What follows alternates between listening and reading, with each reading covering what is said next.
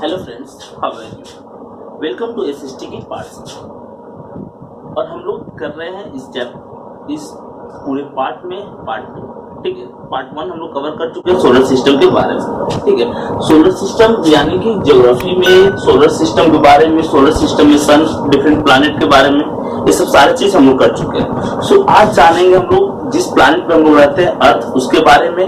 ठीक है, कुछ सैटेलाइट्स के बारे में, एस्ट्रॉइड्स और मेटेरॉइड्स के बारे में। ठीक है, earth work the third planet from the sun. Distance के अकॉर्डिंग अगर हम अर्थ को लेंगे तो एक थर्ड प्लैनेट है। ठीक है, क्योंकि कल अरेंज किया था हम स्टार्टिंग से लास्ट तक, 4 इनर प्लैनेट 4 आउटर प्लैनेट, तो उसके अकॉर्डिंग अर्थ जो है वो थर्ड प्लैनेट है। ठीक है, मरकरी, वीनस और थर्ड वन इज अर्थ। ठीक है, fifth heaviest planet means weight के अकॉर्डिंग अगर हम इसका मास देखेंगे तो ये जो है फिफ्थ, मास के व्यू से फिफ्थ पोजीशन पे लाइज करता है। ठीक है, मास के व्यू से किस पोजीशन पे लाइज करता है? मास के व्यू से फिफ्थ पोजीशन पे लाइज करता है। ठीक है, 71% वाटर, 29% लैंड। मतलब कि अर्थ के पास 71% वाटर है और 29% लैंड है। That's clear. 71% यानी 70.92 एग्जैक्ट यहाँ पे है। ठीक है, और 21.08% जो है वो लैंड है। एग्जैक्ट डिस्ट्रीब्यूशन है, जिसको हम लोग अप्रॉक्स करके 71% किए हुए हैं और इसको अप्रॉक्स करके कितना किए? 29% किए हुए हैं। ठीक है, अगर हम लोग अर्थ का एज फाइंड आउट करेंगे कि अर्थ कितनी एज पुरानी है, तो अर्थ का टोटल एज है 4.5 बिलियन ईयर्स एगो। अप्रॉक्स सन का भी एज इतना ही है, 4.5 बिलियन ईयर्स एगो।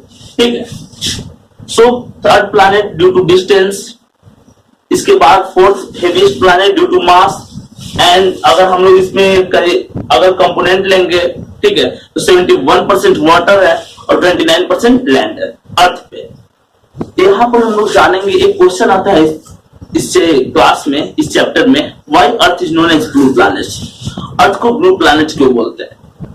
क्योंकि अर्थ के पास 71% जो वाटर बॉडीज है, ठीक है, इस वाटर बॉडीज में 71% जो लार्ज वाटर बॉडीज जैसे ओशियन और सी में, ठीक है, स्काई का कलर ब्लू होता है और वही कलर रिफ्लेक्ट होता है।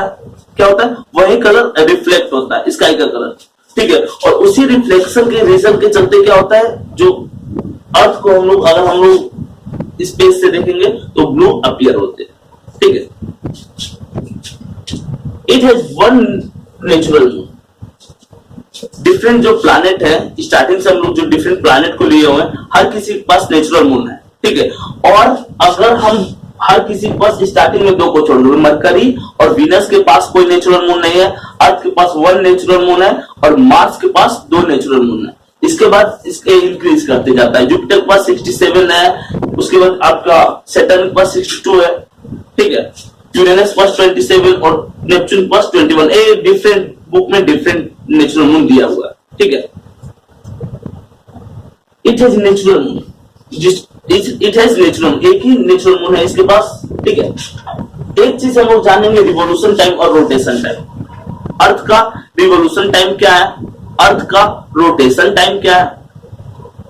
रिवोल्यूशन टाइम का मींस होता है कि अर्थ अपने ऑर्बिट पे, ठीक है, अर्थ अपने ऑर्बिट पे जो सन के चारों तरफ जिस ऑर्बिट पे वो मूव करते हैं, ठीक है, उसमें कितना टाइम लेते हैं? तो उस पे टाइम लेते हैं 365 डेज एंड 1/6 आवर्स। 1/6 आवर्स। एक ईयर में 365 डेज का होता है, ये हम लोग क्लियरली जानते हैं। 1/6 आवर्स 4 ईयर में ऐड होकर के 366 डेज हो जाता है, जो कि आगे चलकर लीप ईयर बनता है। यानी कि अर्थ को अपना 1 रिवोल्यूशन कंप्लीट करने में 365.256 डेज, यानी कि 1/6 आवर्स इसको लगता है। ठीक है, 24/6 यानी कि क्या करेंगे, 364 1/4 आवर्स, यानी कि लगभग 365 डेज और 6 आवर्स अर्थ को लगता है 1 रिवोल्यूशन कंप्लीट करने में। वहीं अगर 1 रोटेशन की बात करेंगे कि अर्थ को 1 रोटेशन कंप्लीट करने में कितना टाइम लगता है, अर्थ को 1 रोटेशन कंप्लीट करने में 24 आवर्स लगता है। ठीक है, रिवोल्यूशन के चलते सीजन चेंज होता है आपका, और रोटेशन के चलते डे और नाइट चेंज होता है। ठीक है, earth is the densest planet. Earth जो है सबसे ज्यादा डेंसेस्ट प्लैनेट है। क्यों डेंसेस्ट प्लैनेट है? क्योंकि इसमें 3 लेयर होता है, क्रस्ट होता है, मेटल होता है, कोर होता है, ठीक है।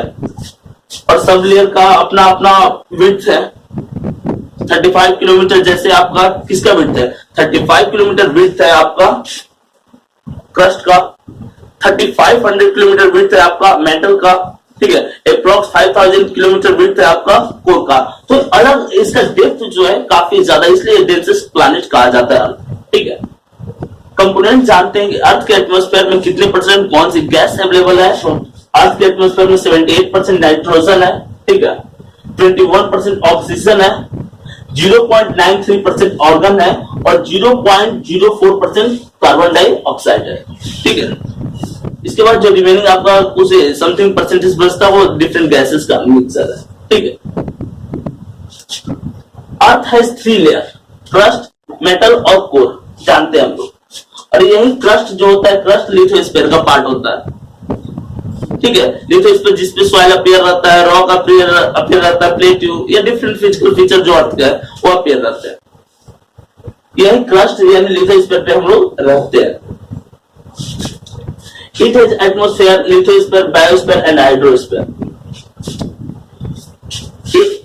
एक ऐसा प्लैनेट है, टोटल प्लैनेट में एक ही प्लैनेट है जहां पे लाइफ पॉसिबल है। उसका मेन रीजन है क्योंकि यहाँ पे डिफरेंट लेयर जो है एटमॉस्फेयर, जहाँ पे डिफरेंट रिक्वायर्ड गैसेस अवेलेबल है, नेसेसरी गैसेस अवेलेबल है ह्यूमन बीइंग के लिए या डिफरेंट लिविंग ऑर्गेनिज्म के लिए, ठीक है। लिथोस्फीयर जहां पे लोग रहते हैं, जहां पे प्लांट को हम लोग लगाते हैं, जहां पे अपने घर बनाते हो।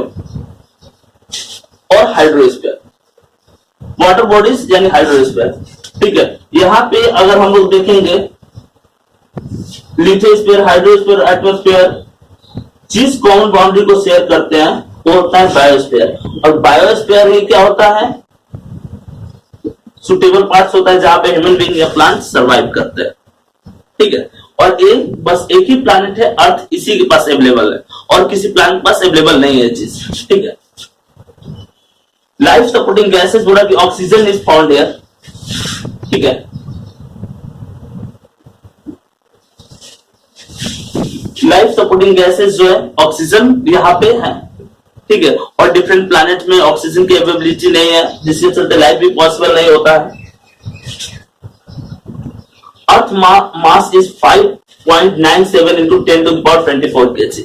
ये अर्थ का टोटल मास है और मास के व्यू से अर्थ 5th पोजीशन पे लाइज करता है, तो 5th पोजीशन पे, 4th इससे बड़े प्लैनेट है, ठीक है। इट इज कंपोज्ड, बोला कि कौन कौन से मेटल यहाँ पे पाए जाते हैं या कौन कौन से मिनरल यहाँ पे पाए जाते हैं। कंपोनेंट आपका दिया हुआ कि 32.1% जो है आयरन पाया जाता है अर्थ पे, ठीक है। ऑक्सीजन जो है 30.1% पाया जाता है, सिलिकॉन जो है 15.1% पाया जाता है, मैग्नीशियम जो है 13.9% पाया जाता है, सल्फर जो है 2.9%, निकेल 1.8% और कैल्शियम 1.5%, एल्यूमिनियम 1.4%। ये डिफरेंट मिक्सचर है, आप इसको नोट आउट कर लोगे, ठीक है। इसको नोट कर लोगे कि डिफरेंट जो मिनरल्स है वो कितने कितने परसेंट अर्थ पे अप्रॉक्स अवेलेबल है, ठीक है। It is situated convenient distance from the sun. Convenient distance का मीन्स होता है कि अर्थ ऐसे डिस्टेंस पे अवेलेबल है जहां न ही सन से ज्यादा दूर है और न ही सन से ज्यादा नजदीक है। कन्वीनियंट डिस्टेंस पे, रिक्वायर्ड डिस्टेंस पे अवेलेबल है, ठीक है, सिचुएटेड है। इसका मतलब है कि अगर वो ज्यादा डिस्टेंस पे नेपच्यून और यूरेनस जैसा रहे तो वहां पे माइनस में टेम्परेचर रहेगा। अगर ये वीनस और मरकरी जितना नजदीक रहे तो वहां पे टेम्परेचर काफी ज्यादा हाई रहेगा, लेकिन नहीं ये वीनस जैसा और नहीं नेपच्यून जैसे डिस्टेंस पे है। एक कन्वीनियंट, एक सुटेबल डिस्टेंस पे जहां पे लाइफ पॉसिबल हो सके, ठीक है। मैक्सिमम हीट जो है अर्थ के जो 3rd लेयर होता है कोर, वहां पे 6000 डिग्री सेल्सियस पाया जाता है, जो सन के टेम्परेचर, जो सन के सेंटर में टेम्परेचर होता है उसके इक्वल 6000 डिग्री सेल्सियस कोर में टेम्परेचर होता है, ठीक है। इसलिए डिफरेंट जो मेटालिक मिनरल्स होते हैं वो भी लिक्विड फॉर्म में होते हैं क्योंकि टेम्परेचर बहुत ज्यादा हाई रहता है कोर में। टेम्परेचर बढ़ा के मैक्सिमम टेम्परेचर जो है अर्थ पे 56.7 degree Celsius death valley America में पाया जाता है, ठीक है। और मिनिमम टेम्परेचर जो है -89.2 डिग्री सेल्सियस अंटार्कटिका में है। Minus 89.2 degree Celsius. अंटार्कटिका में ये मिनिमम टेम्परेचर अर्थ का और ये मैक्सिमम, यानी कि टेम्परेचर रेंज ये टोटल हो गया। क्या हुआ? Temperature range. ठीक है। सैटेलाइट का मीनिंग क्या होता है? जैसे प्लैनेट का मीनिंग होता है सन के चारों तरफ मूव करता है, रोटेट करता है, वैसे ही सैटेलाइट जो है वो रोटेट करते हैं प्लैनेट के चारों तरफ। ठीक है। सैटेलाइट दो तरह के होते हैं, नेचुरल सैटेलाइट, जैसे मून अर्थ का नेचुरल सैटेलाइट है, इसके साथ साथ आर्टिफिशियल सैटेलाइट भी होता है। और आर्टिफिशियल सैटेलाइट के एग्जांपल है इनसैट, IRS, यूडोसैट, आर्यभट्ट और रोहिणी। ये सब जो है ये आपके आर्टिफिशियल सैटेलाइट है। इसमें क्वेश्चन आता है कि give the name of four artificial satellites, तो आपको इसका नेम बताना है। ठीक है। एक क्वेश्चन आता है कि who was the first person step up on moon? तो कौन से पहले पर्सन थे जो मून पे गए थे? तो नील आर्मस्ट्रॉन्ग। ठीक है। वो पहले आदमी थे जो कि मून पे गए थे। कब? 29 जुलाई 1969 को। नील आर्मस्ट्रॉन्ग जो थे 29 जुलाई 1969 को मून पे गए थे। ठीक है। एक और 1 मार्क क्वेश्चन कि डिस्टेंस कितना है अर्थ और मून के बीच में? तो अर्थ और मून के बीच में डिस्टेंस 3,84,400 किलोमीटर है। ठीक है। जैसे अर्थ जो है सन के चारों तरफ मूव करते हैं, वैसे मून जो है वो अर्थ के चारों तरफ मूव करते हैं। जैसे अर्थ को वन रिवॉल्यूशन कंप्लीट करने में 365 डेज एंड 1/4 आवर्स लगता है। ठीक है। सो रिवॉल्यूशन टाइम जो है मून का कितना होता है? 27 डेज। जैसे अर्थ का 365 डेज और 1/4 आवर्स होता है, वैसे ही मून का रिवॉल्यूशन टाइम अपने ऑर्बिट पे टोटल मूव करने का 27 डेज होता है। एस्ट्रॉइड्स क्या होता है? तो ऐसे रॉकी सरफेसेस वाले बॉडी हम कहेंगे जो मार्स और जुपिटर के बीच में पाए जाते हैं, उसको एस्ट्रॉइड्स कहते हैं। ठीक है। Asteroids found between Mars and Jupiter. ये मार्स और जुपिटर के बीच में पाए जाते हैं। लार्जेस्ट एस्ट्रॉइड जो है सीरियस है, CERES। ठीक है। मेट्रॉइड्स क्या होते हैं? तो ये भी रॉकी सरफेसेस वाले पार्ट होते हैं। ठीक है। और ये भी एस्ट्रॉइड जो है सन के चारों तरफ मूव करते हैं। प्लैनेट नहीं है, अपना डायरेक्शन चेंज करते रहते हैं, इनके पास फिक्स्ड ऑर्बिट नहीं होता। मेट्रॉइड जो है ये भी मूव करते हैं सन के चारों तरफ। अर्थ के मेसोस्फीयर में आकर के क्या होते हैं? बर्न कर जाते हैं, जल जाते हैं। ठीक है। Small piece of rocks move around sun, इसको हम लोग क्या बोलते हैं? इसको हम लोग मेट्रॉइड्स बोलते हैं। ठीक है। बोला कि गैलेक्सी क्या होता है? तो गैलेक्सी ग्रुप ऑफ स्टार्स। ठीक है। और अर्थ जो सोलर सिस्टम वो किस गैलेक्सी का पार्ट है? सोलर सिस्टम जो है मिल्की वे गैलेक्सी का पार्ट है। इसका मिल्की वे गैलेक्सी का पार्ट है। ठीक है। यूनिवर्स, तो यूनिवर्स उसका पार्ट गैलेक्सी, गैलेक्सी का पार्ट सोलर सिस्टम का पार्ट अर्थ। यूनिवर्स जो होता है अनलिमिटेड है। ठीक है। उसका लिमिट नहीं है। एक क्वेश्चन आता है फेजेस ऑफ मून, मून के डिफरेंट फेजेस के बारे में। ठीक है। तो एक होता है वैक्सिंग गिबस। ठीक है। वैक्सिंग क्रिसेंट, वैनिंग गिबस और वैनिंग क्रिसेंट। वैक्सिंग गिबस और वैक्सिंग क्रिसेंट जो होता है वो फुल मून और न्यू मून के बीच वाला पार्ट है। ठीक है। और न्यू मून से फुल मून के बीच में वैनिंग गिबस और वैनिंग क्रिसेंट होता है। ठीक है। सो इस तरह से आपका चैप्टर खत्म होता है। ऐसी अमेजिंग एक्सप्लेनेशन को जानने के लिए आप SST की पाठशाला को लाइक करें, सब्सक्राइब करें और शेयर करें। मिलते हैं नेक्स्ट वीडियो के साथ।